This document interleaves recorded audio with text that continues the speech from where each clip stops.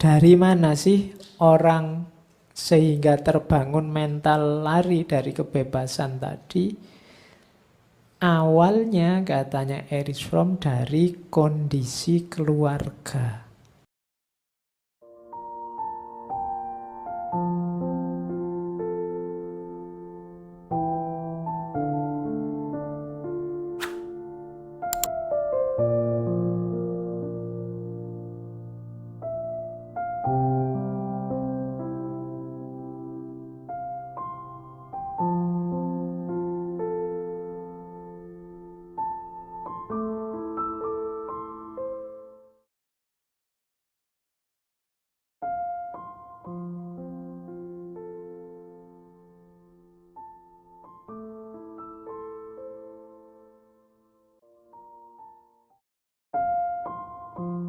Ada problem yang dihadapi manusia dalam hidupnya. Problem paling dasar, dan ini paling mudah dipahami. Tadi kan manusia itu ingin transenden, ingin melepaskan diri dari kebinatangannya. Ingin bebas menata hidupnya, mengkonstruksi dunia ini versinya. Nah, sejauh manusia ingin bebas, ada bandul terbaliknya. Semakin dia bebas, semakin dia kesepian. Jadi jangan salah, kalau kamu mengejar-ngejar kebebasan, nanti ada efeknya apa? Begitu kebebasan kamu dapat, kamu akan kesepian. Kenapa? Yang namanya bebas itu kan berarti tidak terkait dengan yang lain. Tidak ada yang ganggu, tidak ada yang menghalangi, tidak ada yang ngatur-ngatur. Itu kan berarti apa? Kamu lepas dari yang lain. Kalau dulu secara awal manusia itu kan lepas dari alam. Termasuk nanti bebas itu kan kamu tidak mau diatur orang, tidak mau, kamu ingin ngatur sendiri hidupmu. Efeknya apa? Kamu akan kesepian. Jadi less freedom, greater connectedness. Kebebasanmu berkurang, biasanya koneksimu semakin kuat. Orang lain itu kan menghalangi kebebasanmu. Makanya katanya Sartre itu kan hell is other people. Jadi semakin ada orang, kamu semakin tidak bebas.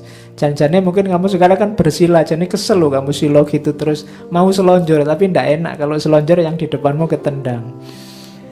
Kurang ajar memang orang lain itu, kan gitu. Jadinya adanya orang lain, aku jadi tidak bebas. Kamu kesini kan harus dadak pakai baju, dadak padahal sumuknya kayak gini. Jadi hell is other people. Tapi memang resikonya itu. Kalau kamu ingin sangat bebas, hasilnya apa? Kesepian. Kalau kamu ingin bebas, mau minum nggak cuma kopi kayak gitu, tiap minggu kopi itu, terus kan bosen kamu. Mau sekali-sekali ganti apa gitu kan. Tapi ya di sini itu. Kalau nggak pengen itu, nggak kesini, nggak usah bareng yang lain, bikin acara sendiri. Tapi kan kesepian. Jadi semakin kamu mengejar kebebasan, nanti ada resiko semakin kamu tidak sama dengan yang lain, tidak bareng dengan yang lain. Jadi less freedom, greater connectedness. Ketika kebebasan berkurang, relasi keterhubungan bertambah. Padahal manusia itu benci kesepian. Jadi tidak enak sendirian, terasing, gitu kan? Teralienasi itu kan tidak enak. Kamu disebut alien kan juga tidak suka. Orang asing yang tidak sama dengan yang lain. Nah, situasi terasing ini biasanya orang milih satu di antara dua alternatif.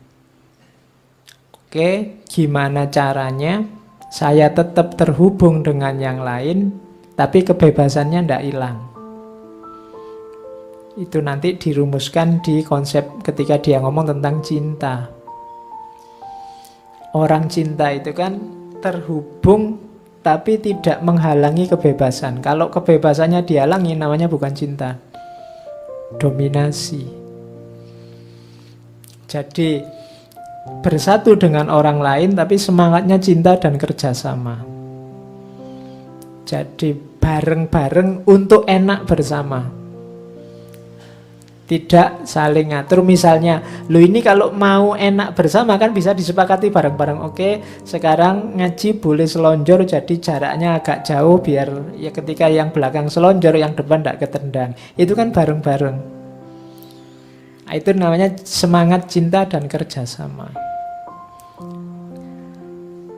Atau biasanya alternatif kedua, orang yang takut kesepian, takut terasing, takut jauh dari orang banyak, itu ngambil jalan kedua.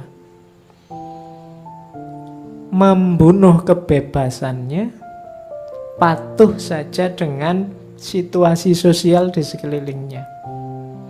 Apakah itu penguasa, apakah itu masyarakat. Sudahlah, manut saja. Nggak bebas juga nggak apa-apa, yang penting temannya banyak. Ini jalan kedua biasanya yang ditempuh. Jalan pertama agak berat tapi enak, kamu nggak kehilangan kebebasan. Jalan kedua, ya kamu akan kehilangan kebebasanmu, tapi resikonya ya kamu temannya banyak. Jadi koneksimu, relasimu luas. Resikonya kehilangan kebebasan. Orang tinggal milih mau pilihan yang pertama apa pilihan yang kedua. Karena sepi itu ndak enak, terasing itu ndak enak. Terus, nah, secara lebih detail nanti yang kedua tadi, biasanya orang melakukan 3 hal. Ini yang lari dari kebebasan tadi. Jadi jalan pertama orang lari dari kebebasan itu adalah jalan otoritarianisme. Jadi otoritarianisme itu berarti orang melepaskan kebebasannya, bergabung dengan orang lain di luar dirinya untuk hal-hal yang ingin dia peroleh. Itu namanya, kita sering menyebutnya otoriter. Nah, lari dari kebebasan itu, kebebasanmu dibuang, kamu ikut aturannya orang lain. Itu struktur ini namanya struktur otoriter. Bentuknya 2, masokisme dan sadisme. Masokisme itu kalian yang inferior, kalau sadisme itu kalian yang superior. Struktur yang superior inferior ini sebenarnya struktur yang tidak sehat, struktur yang tidak setara. Di situ ada otoritarianisme. Jadi kalau kalian membuang kebebasanmu begitu saja, manut saja, kamu dijajah orang, diatur-atur orang, itu namanya masokisme. Injak-injaklah aku, jajahlah aku, yang penting kamu jangan pergi dariku. Itu mentalnya namanya masokisme. Maki-makilah aku, sakiti aku, ndak apa-apa, yang penting jangan jauh-jauh dariku. Itu masokisme. Kalau yang kedua, untuk orang agar tetap bersamamu, kamu berperilaku sadisme. Biasanya ini yang punya kekuasaan, menguasai yang lain, membuat orang lain tergantung. Kamu jangan begitu ya, kalau kamu begitu tak tinggal loh. Nah, itu gaya yang kedua. Jangan lakukan itu, kalau kamu lakukan itu lebih baik kita putus saja. Itu terus orang kan jadi tergantung padamu. Biar ndak otoriter, putus ya wis ora apa-apa. Nah, itu berarti kamu keluar dari struktur yang otoriter. Kalau yang masokis tadi keluar dari struktur yang membiarkan dirimu tertindas. Itu kalau bahasanya agama, unsur akhoka dzaliman au madzluman. Tolonglah saudaramu baik yang zalim atau yang madzlum. Zalim itu berarti dia yang sadis tadi. Madzlum itu yang masokis tadi. Dua-duanya kehilangan kebebasan. Orang kehilangan kebebasan itu kehilangan eksistensi, kehilangan jati dirinya. Maka untuk bahan evaluasi kamu cek ya, dalam hal apa kamu tergantung sama orang lain, tidak bisa keluar dari jeratannya orang lain. Berarti kamu ada di struktur tadi. Struktur yang ada superior, ada inferior. Jangan-jangan kamu yang superior, yang lain inferior, atau kamu yang inferior, kamu sedang tunduk pada kekuatan yang kamu anggap superior. Nah, ini kemungkinan dirimu akan kehilangan eksistensi jati diri. Yang kedua, ini lebih dahsyat lagi daripada otoritarian, namanya destruktif. Kalau ini ngerusak. Jadi orang yang karena terganggu kebebasannya, dia ingin lari dari kebebasan, tidak dengan cara menjalin hubungan. Kalau menjalin hubungan kan tadi jadinya otoriter. Ini dengan cara merusak. Kamu tadi kan sendirian, merasa terasing. Nah, ini kalau orang destruktif, caranya apa? Menyakiti orang lain atau berusaha menyingkirkan orang lain. Rumusnya apa? Kalau tidak ada orang lain, aku tidak akan bisa tersakiti. Selama ini aku kan sakit gara-gara orang lain. Orang lain yang maki-maki aku, membuat aku tidak bebas, membuat aku sumpek, membuat aku tidak berdaya. Maka solusinya apa? Buang semua orang lain, hancurkan orang lain. Nah, itu mekanisme destruktif. Kalau untuk orang kuat bisa, tapi untuk orang lemah gimana? Yang kedua, yang dihancurkan dirinya sendiri. Kalau aku tidak ada, maka aku tidak akan tersakiti. Berarti apa? Dia bunuh diri secara eksistensial. Biasanya orangnya, alah aku ini apa sih? Alah aku ini bukan orang penting kok. Alah aku ini. Nah, itu cirinya orang yang di level 2 ini, menghancurkan dirinya.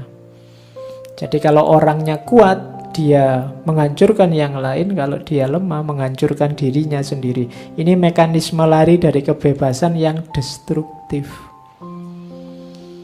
Merusak orang lain atau merusak dirinya sendiri. Banyak kan orang gini, biasanya yang kedua ini orang yang sangat minder, yang pertama orang yang sangat pede. Sangat pede itu kan orang lain nggak dipandang sama sekali, nggak dianggap sama sekali, dianggap nggak ada. Yang kedua, dirinya sendiri yang dilenyapkan, dianggap nggak ada. Saya ini orang rendahan pak, saya ini orang kecil pak, kan gitu. Itu level yang kedua. Kalau saya masih mending, kalau saya ngomong wah saya itu orang kecil, aslinya kan memang cilik. Tinggi saya paling berapa, saya itu orang rendahan kok pak, memang rendah. Tapi bukan itu maksudnya.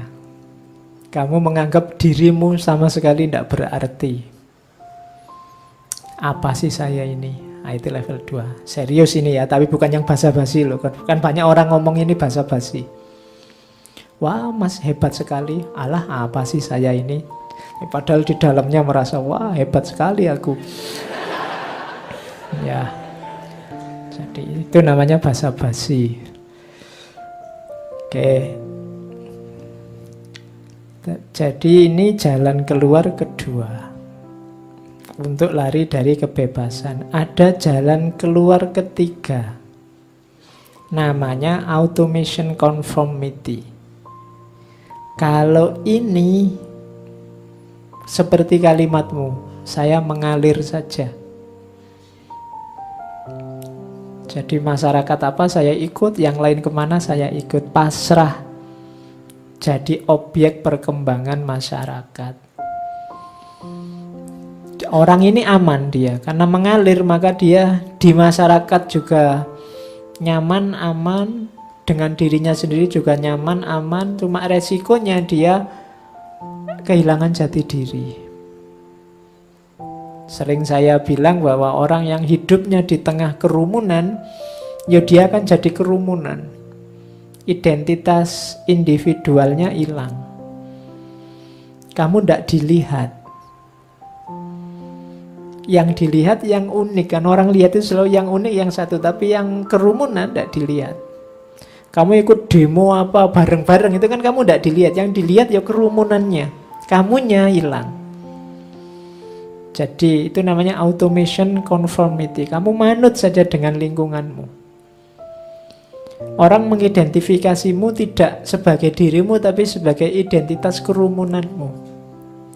Itu kayak tadi ya, ketika rootedness tadi kamu, oh saya ini pro sana Pak, saya ini orang yang grup sana Pak, saya ini, ya itu identitasmu, identitas kerumunan, bukan identitas individual.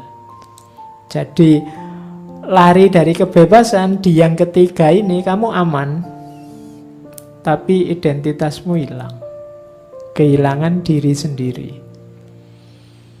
Jadi tiga hal ini, automation conformity, destruksi, otoritarian, ini cara manusia melarikan diri dari kebebasan.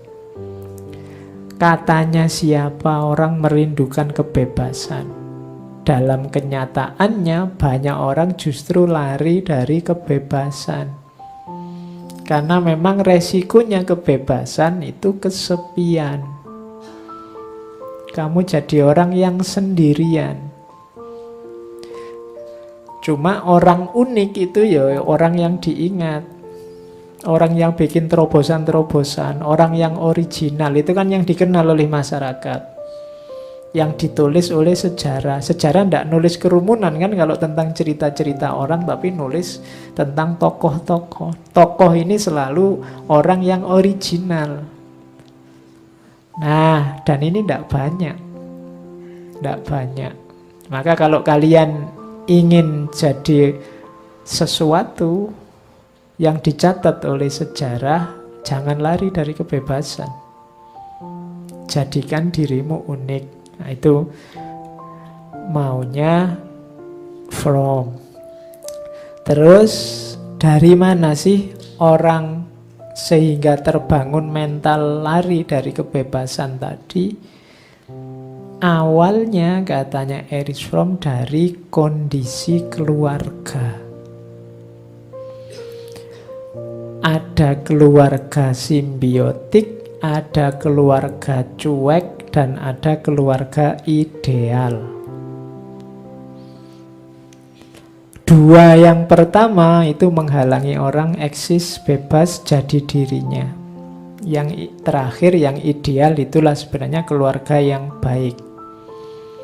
Keluarga simbiotik itu keluarga yang tidak setara, tapi keluarga yang saling menguasai. Misalnya orang tua yang terlalu dominan sehingga anak harus manut apa saja keinginan orang tua.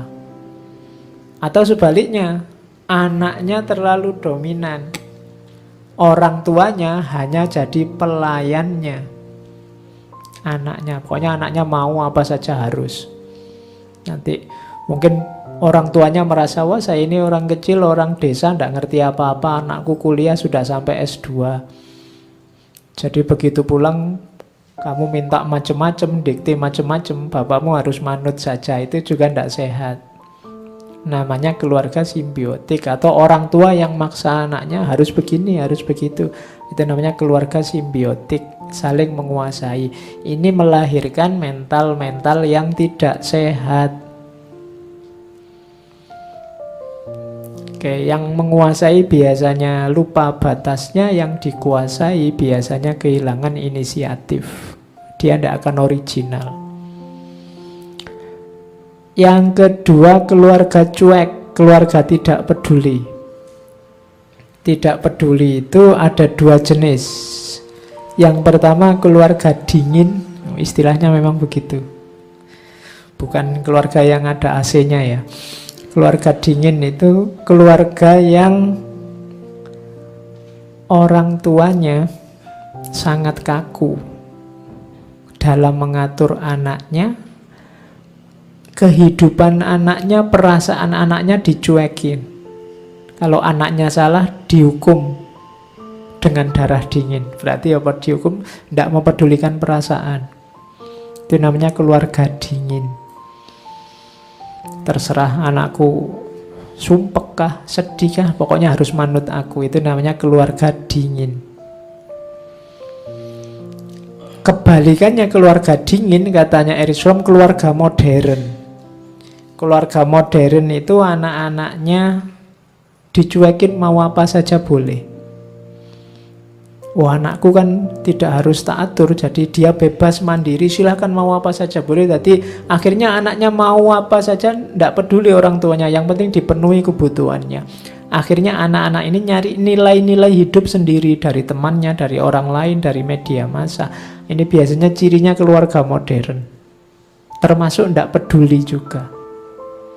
Kalau yang pertama tidak peduli perasaan, tidak peduli minat bakat anaknya. Kalau yang kedua tidak peduli sama sekali dengan apapun.